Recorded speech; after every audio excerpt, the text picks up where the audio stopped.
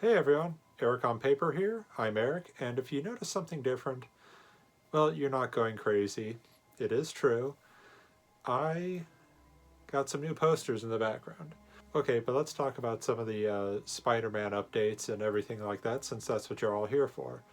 The reason there was a delay was, well, nothing fun. Earlier this year, my dad had a traumatic brain injury, and he's doing better now, thank goodness, but that took some time to recover from, and had to help them along. And a lot of you were incredibly supportive, reached out, said a lot of kind things, and I appreciated that. And as soon as that was wrapping up, then our Vulture actor, who we had a lot of scenes scheduled for, was in a car accident. He's fine, he's due to be out of his cast really soon, and we will begin filming his scenes. So, yeah, just a whole lot of people got hurt. And there's a couple other things I actually don't want to mention. But yeah, we're all pretty much on the road to recovery and still filming. We did have some scenes that we were able to get shot, such as a scene of Spider-Man running into a burning apartment, as represented by the green screen. There's the model of the apartment that's being worked on now. Then I want to add as much real fire as possible. Now, I just wanted to set a building on fire and film it, but Bryn said some crap about ethics and we'll get caught if it's on film and the suit is flammable. So I wasn't really listening, I was just more upset than anything else. Another scene that we shot, obviously prior to the accident, was Adrian Toombs arguing with his medical insurance company. And it was great. We got to get some. It's where you get a lot of pathos in his character, and if any of you have ever dealt with the healthcare system, you can understand where the root of his evil comes from. So we shot that scene, and I want to show you some neat stuff there, in particular with the color grading, because when I see a lot of films, especially like fan films or what I call them like backyard films, like you can see in Tubi and stuff like that, uh, the problem I have is when the grading isn't done well, or like there's no grading at all, looks just cut straight from the camera, is that I want to give the film a more of a professional look, so I want to break down the process of how I did that. So to begin with, here is the footage straight from the camera, and it has kind of an odd color cast, and here's the final graded look. Now how we got there was, here's the raw footage again, and I wanted to set a white balance to the footage, the first step, where we still get the stylized blue light, and now we color corrected his flesh tone to make it look more natural. And then finally, here's the color grade. I took down the blue just a little bit, but now we can see this looks more cinematic. It sets a time of day.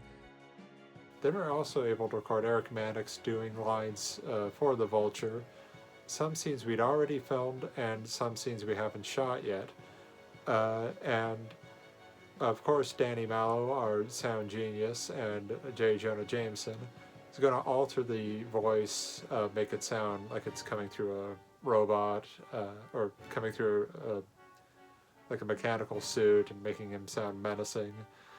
And I think that the effect is going to be great, and when we have the other actors on set, we can just play the recordings of Mannix's lines so they can react with him naturally. What's coming up next is a lot, and which is honestly why this video is taken longer. And here's the big thing I want to tell you guys about. Bryn approached me with this, and I think it's a cool idea. Because you have been waiting so long, all of these fans have been so patient and supportive, and I appreciate all of you who realize that trying to make a really high quality film takes a lot of time.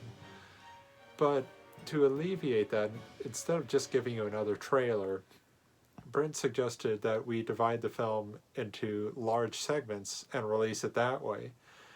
And he was talking about each episode being about 45 to 50 minutes of the movie. And the good news is we have a lot of episode 1 shot. And uh, we have some new animators, some new visual effects people that have come aboard, and we read all your comments and all your feedback about the about visual effects and critiques you had from the initial trailer. Now the thing is, those shots were even done years prior to what we are doing now, and what we are doing now, like right now, looks so much better than that than even the improved shots. We have some very skillful animators who I didn't actually watch any of the re-releases of the Maguire movies in theaters because I have seen them now more times, I think, than Sam Raimi has. Just getting the camera movements, poses right, studying how Spider-Man moves, because we want to get that just kind of the weight and the feeling that Spider-Man had in those early movies. We want to match those physics. And right now, we are very close to finalizing all the shots of Shocker's fight scene in the bank. And I'll be showing you the bank model now. We paid a lot of attention to Spider-Man 2 and how that bank looked, and we were trying to replicate that feeling. And I think that everyone is going to be suitably impressed. Next up on the CGI docket, we're going to have a scene with Stiltman, and then we are going to have a scene with Mysterio, who I've talked about and did that infamous drawing where I put the thumb on the wrong side. I have been actually taking art classes too to improve my drawing, and I felt, well, until I complete these courses, I really don't want to put out more art videos until I learn more. Because as an artist, you always need to be improving, I think. So, but yeah, we have the Mysterio model. It looks great. We're texturing it now. Just really, he's going to be a nice hybrid of a few different eras of Mysterio. And those opening action shots are going to be really exciting. I think that if you've been waiting a long time for this film, this is going to be a great. It's going to be worth it. Let's just say that. And for those of you who don't want to watch it in episodes and want to see the full thing, well, we're going to do a full upload of the entire film as well, if you want that experience of watching the entire thing through. And yeah, Bryn approached me with the idea. I think it's a pretty good one, and I'm really excited to show it to you all. Well, if you're interested, I also have another film that I'm going to be working on after Spider-Man. It is called Don, based on the classic novel Don Quixote. It's a sci-fi adaptation of it. You can find more on our IndieGogo link, so I encourage you to check that out. And I hope you have a great day and keep telling your stories.